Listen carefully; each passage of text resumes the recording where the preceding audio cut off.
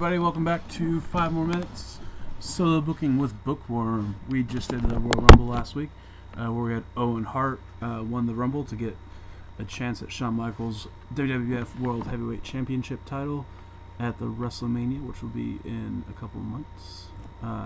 Just wanted to show WCW's pay-per-view. First, a refresher here, we pulled an 81 with ours because the Royal Rumble does bring down the rating, because you have all those guys in there that aren't main event guys that will pull down the rating. But Shawn Michaels defeated Austin for the World Heavyweight title, retaining the title there. So going forward, we'll be building towards WrestleMania with Owen Hart versus Shawn Michaels. It's kind of a retribution kind of storyline that I'm going for, you know, with Brett getting screwed by Shawn. Most people would have gone with Austin, but especially because Austin decided to pull a bad attitude with me and everything. I think I'm going to be pushing Hart to get that good match. I'm not going to tell you if he wins it or not yet, but we'll see how that progresses. And then I wanted to compare ours with WCW, see how they did. They only pulled a 77, capped off by Hogan retaining his title against Rick Steiner of all people. We had Flair defeated Scott Hall to keep this United States title, pulling the 83, which looks like that was the match of the night. What I don't understand, it happens a lot in most of the games I play, is that Sting, for some reason, I think he's actually injured right now in the in-game, but he never gets used at all.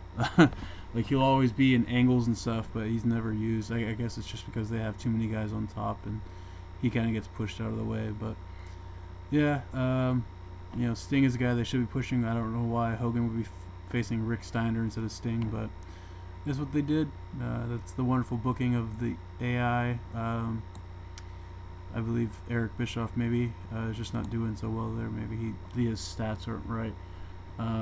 They decided to run their pay-per-view in Mexico, so you'll see a lot of these angles probably surprisingly actually did well, despite what is most likely language barriers. So yeah, to keep that in mind when you play that. If you're playing an arena that's not from your country, there's a chance that you'll have language barriers there. Of course, we probably had a lower pay-per-view buy rate, but we also got we did ours at Yankee Stadium, you know, at 45,000 people there, so I think we did a little bit better than they did, in my opinion. So, on with the show. Hope you guys had a good week last week, and you checked out our Croninaughts video that we did. It was me, Game, and Tex playing. We gotta get Gummy back on track again. He was there for a week, and now he's missing videos again. That's alright, we love him. Yeah, I just like to give him a bad time. He knows I do it in jest, though. Great news for us. Our band actually has our first show coming up next month.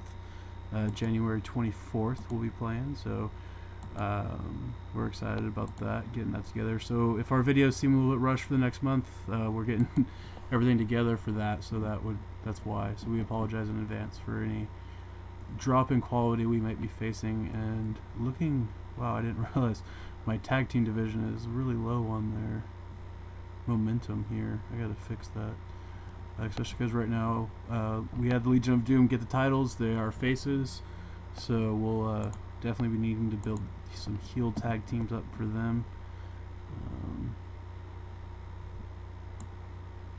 So let's see here. Unfortunately, these guys basically become jobbers now. So we're gonna have to start building some of these guys back up. Not tonight, but in the near future. You gotta really watch out for those momentum. They can lose a few matches and they just really start dropping pretty quickly. So you always want to be careful with that. And so let's see, we're gonna have The Rock beat down Ken Shamrock. Kind of mad that The Rock's gonna be mad that Shamrock beat him for the title. So last night at the Rumble, we'll do that. And then, so I hope you guys like the fact that I'm going with a Owen Hart push. I just think that, you know, he's a guy that in better circumstances probably would have, or if he was wrestling today, he most likely would have been a world champion. just because of the brand split and all that. But yeah, things happen and just don't really, the way things work out. I like the story I'm running right now, where I'm basically, as Raven, I'm keeping Ahmed Johnson, the European champion, by just running in and attacking him at every opportunity. It's keeping the title on him and building up a future match with us. So that'll be interesting once I get there. Actually, I will be. Let's see. The guys had really low Can-Am connection.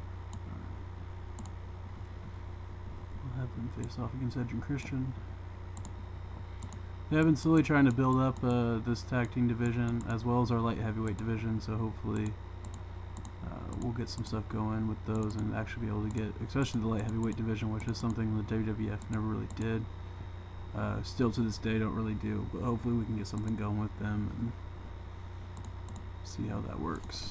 What's nice about this is I know that Owen Hart's not going to have any drug problems, and so I can have him do the interviews for that match.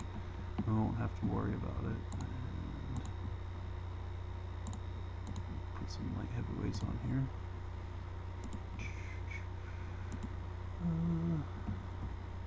So throw Jeff Hardy out there. Put him in with Jerry Lynn, debuting guy here. I was always a big fan of Jerry Lynn. It's kind of sad that he didn't get the recognition. He was only in WWF for a cup of tea.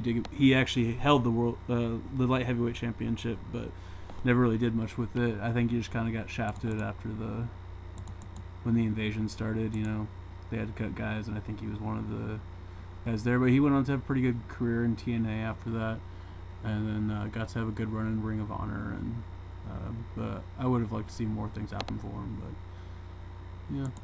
Like I said, same with Owen Hart, things just happen, wrong place, wrong time. So, yeah, that's one of the things with wrestling, you try, you can be the best talent, but sometimes just, it's not in the cards, and,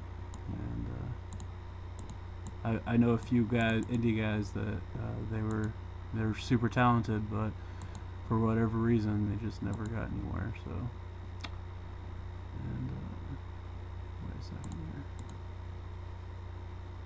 Oh yeah, that's right. All right, forgot what I was doing there for a second. Sorry, guys.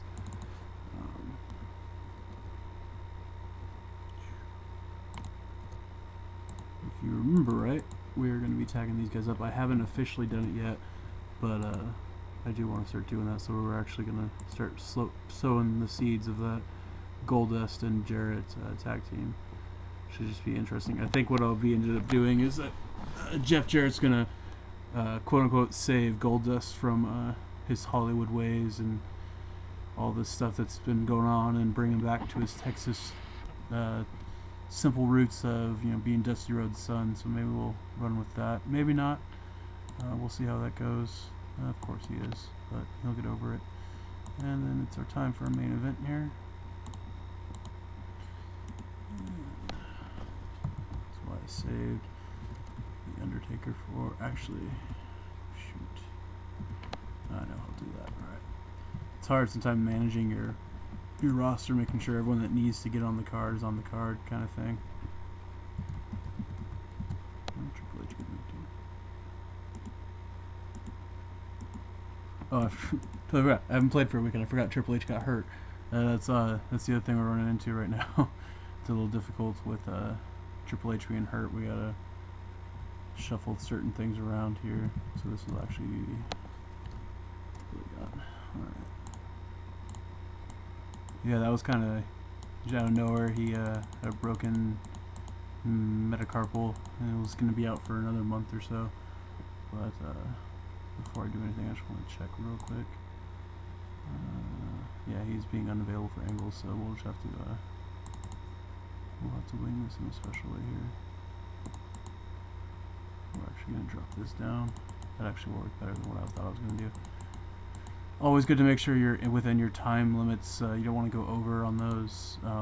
Having too many matches or not enough matches, it will ding your card pretty badly at times if you don't give the fans what they're expecting. We'll have Austin, and then actually have Road Dogg drop the match there. And then